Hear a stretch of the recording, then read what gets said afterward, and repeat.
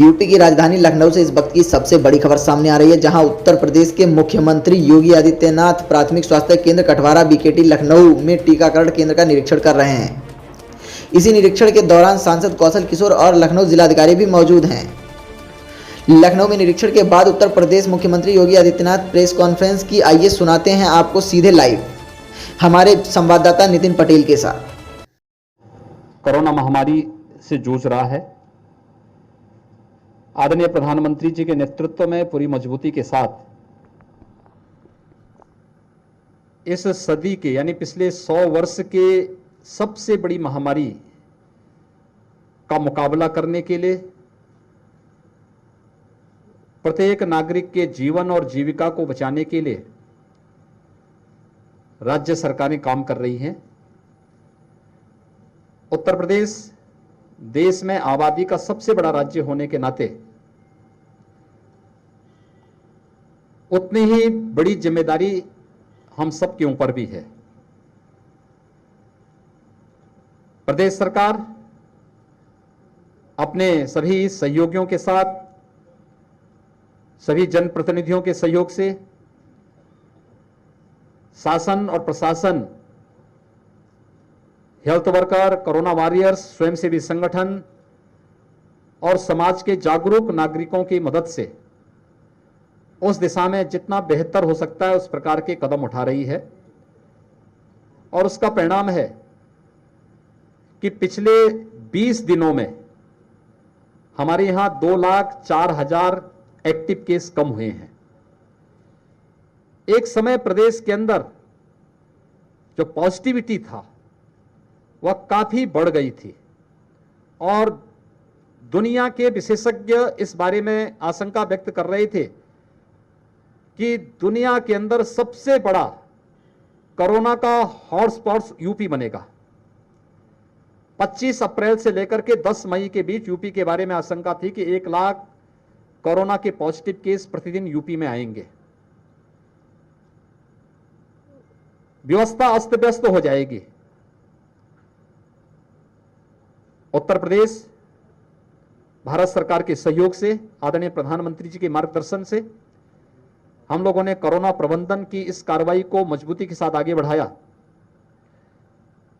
हमारी निगरानी समिति की स्क्रीनिंग की कार्रवाई, आरआरटी टीम के द्वारा की जा रही टेस्टिंग, आरटी-पीसीआर टेस्ट की क्षमता को कई गुना वृद्धि करने की जो हमारी कार्रवाई है उसको विश्व स्वास्थ्य संगठन ने भी सराहा है। उत्तर प्रदेश वर्तमान में सर्वाधिक टेस्ट करने वाला राज्य है। 4,62,00,000 से अधिक टेस्ट वर्तमान में हम कर चुके हैं। गांव-गांव में हमारी निगरानी समितियां स्क्रीनिंग का काम कर रही हैं, मेडिसिन किट वितरित कर रही हैं और आरआरटी के माध्यम से उनकी टेस्टिंग की कार्रवाई तेजी के साथ आगे बढ़ रही है। और उसका परिणाम है कि उसके कुछ सार्थक परिणाम भी हमारे सामने देखने को मिले। जो मैंने आपके पास कहा था कि हमारे यहाँ जो प्रतिदिन पॉजिटिव केस के बारे में आशंका थी कि 1 लाख प्रतिदिन आएंगे, हम लोगों ने 24 अप्रैल को 38,000 तक उसको सीमित रखा और 38,000 के बाद 24 अप्रैल के बाद लगातार उसमें गिरावट आई। आज 7,700 पॉजिटिव केस प्रदेश में आए। मृत्यु दर दुनिया के अंदर न्यूनतम स्तर पर 1% के आसपास प्रदेश की मृत्यु दर है। इस दिशा में बेहतरीन प्रयास उस समय करने के प्रयास हुए थे जब पीक पर कोविड था, खासतौर पर ऑक्सीजन की क्राइसिस। फर्स्ट वेव की तुलना में सेकेंड वेव में कितनी तेज संक्रमण थी, अंदाजा लगाया जा सकता है कि 30 से 50 गुना संक्रमण के कारण उस समय अचानक मरीजों की संख्या बढ़ी। ऑक्सीजन की आपूर्ति डिमांड होने लग गई तो उस आपूर्ति के लिए भारत सरकार के सहयोग से ऑक्सीजन एक्सप्रेस चलाए गए। एयरफोर्स के विमानों के माध्यम से ऑक्सीजन के टैंकर भेजे गए और आज प्रदेश ऑक्सीजन की डिमांड के अनुसार सप्लाई कर रहा है। सरप्लस ऑक्सीजन वर्तमान में हमारे पास मौजूद है, लेकिन फ्यूचर की आवश्यकता को ध्यान में रखते हुए 300 से अधिक ऑक्सीजन प्लांट वर्तमान में प्रदेश के अलग अलग जनपदों में हम लोगों ने लगाने की कार्रवाई प्रारंभ की है और लखनऊ में 19 ऑक्सीजन प्लांट अकेले लखनऊ में प्रपोज किए गए हैं। नेगेटिव अगर पॉजिटिविटी रेट देखेंगे लखनऊ में एक समय 23 अप्रैल को अगर आप देखेंगे 7,100 से अधिक पॉजिटिव केस एक दिन में पॉजिटिव केस आए थे। अब यह संख्या सैकड़ा में आ गई है, लगभग 200 के आसपास केस आज के दिन पर लखनऊ में आ रहे हैं और ये लगातार यानी जो पॉजिटिविटी रेट लखनऊ की लगभग 20 के आसपास थी, आज वो 1.9 के आसपास आ चुकी है। यानी जो WHO ने और नीति आयोग ने तय किया है कि पॉजिटिविटी रेट 5 से कम होनी चाहिए, उससे भी काफी कम जो देश के अंदर न्यूनतम स्तर होना चाहिए, वह इस दिशा में प्रयास हुए हैं। इस दौरान बेड्स की संख्या बढ़ाई गई, DRDO ने, HAL ने, हमारे जितने भी संस्थान हैं इन सभी संस्थानों ने, मेडिकल एजुकेशन ने, हेल्थ ने व्यापक पैमाने पे बेड्स बढ़ाए और हम लोग थर्ड वेव के लिए भी अभी से अपनी तैयारी प्रारंभ कर चुके हैं। थर्ड वेव के लिए अभी से पीडियाट्रिक ICU के निर्माण की कार्रवाई युद्ध स्तर पर चल रही है। कोरोना वैक्सीन से हम लोग अधिक से अधिक लोगों को आच्छादित करके उन्हें एक सुरक्षा कवच दे सकें, इसके लिए प्रदेश ने अब तक 1,62,00,000 से अधिक लोगों को वैक्सीन दे दिया है। लेकिन वैक्सीन देने के साथ साथ हम लोग ये भी व्यवस्था कर रहे हैं कि ग्रामीण क्षेत्र में या शहर के उन क्षेत्रों में जो अभी भी हॉस्पिटल में जाने पर परहेज करते नहीं जा पाते हैं, हमारे district hospital, CSC, PSC, health centre में वैक्सीनेशन के कार्यक्रम चल रहे हैं, चलेंगे, लेकिन वहां पर उनका रजिस्ट्रेशन हो सके, क्योंकि हर एक व्यक्ति के पास स्मार्टफोन नहीं है। हर एक व्यक्ति ऑनलाइन रजिस्ट्रेशन अपने स्तर पर नहीं करा सकता है। कॉमन सर्विस सेंटर से रजिस्ट्रेशन की कार्रवाई को हमने आगे बढ़ा दिया है और हमारा प्रयास है कि हम लोग 30-31 मई तक कोरोना की सेकंड वेव को पूरी तरह नियंत्रित करने के आसपास पहुंचे और जून से हम वैक्सीनेशन की रफ्तार को दुगनी तिगुनी स्थिति में आगे बढ़ाने का कार्य करें, जिससे थर्ड वेव की आशंका जो व्यक्त की जा रही है तब तक हेल्थ इंफ्रास्ट्रक्चर को और ऑक्सीजन की आपूर्ति को तेज करने के साथ ही हम लोग 10 वर्ष से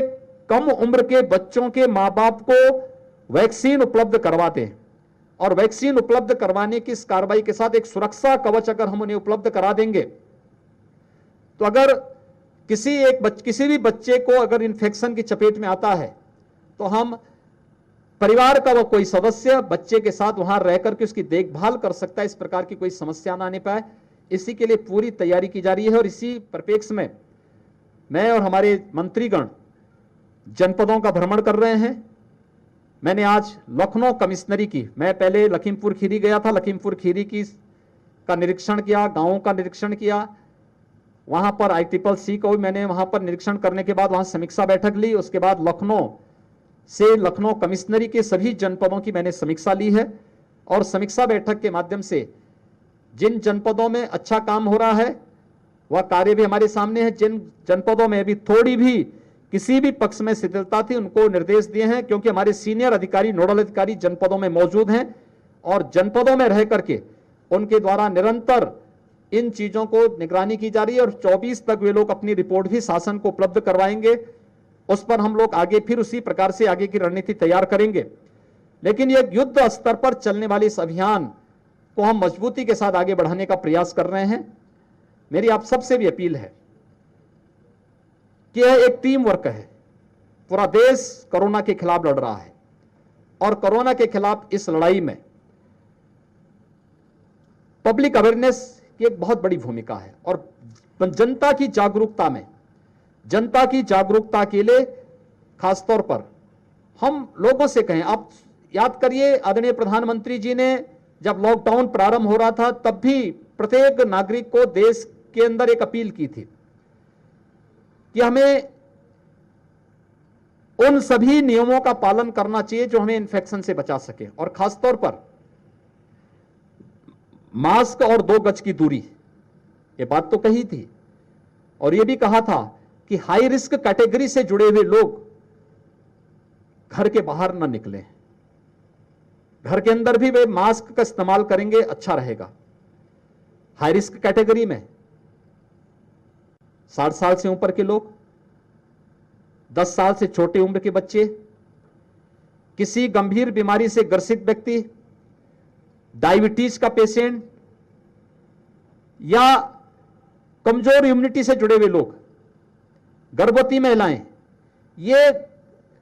हर प्रकार की सतर्कता बरतें। अगर हर व्यक्ति इन सभी सावधानियों को बरतता है तो हम लोग कोरोना की सेकेंड वेव के साथ साथ थर्ड वेव को भी पूरी तरह नियंत्रित करने में सफल होंगे। ब्लैक फंगस की एक समस्या सामने आई है, उसके उपचार और प्रत्येक जनपद, जिन जनपदों में इसके मामले ज्यादा आए हैं, वहां पर हम लोग आज से 5 दिन पहले ही हर एक जनपद को इसकी ट्रेनिंग करवा चुके हैं। एडवाइजरी शासन स्तर पर हम लोगों ने जारी करवा दी है कि ब्लैक फंगस के लिए क्या सावधानी बरतनी है, उपचार के लिए क्या व्यवस्था करनी है, और उनके लिए दवा की उपलब्धता शासन स्तर पर हर एक जनपद में उपलब्ध करवाने का प्रयास हो रहा है। उसके केंद्र बना दिए गए हैं, वहां से उपलब्ध करवाने की तैयारी हर एक जनपद को की जा रही है। पोस्ट कोविड वार्ड के निर्माण की भी, क्योंकि इस फर्स्ट वेव में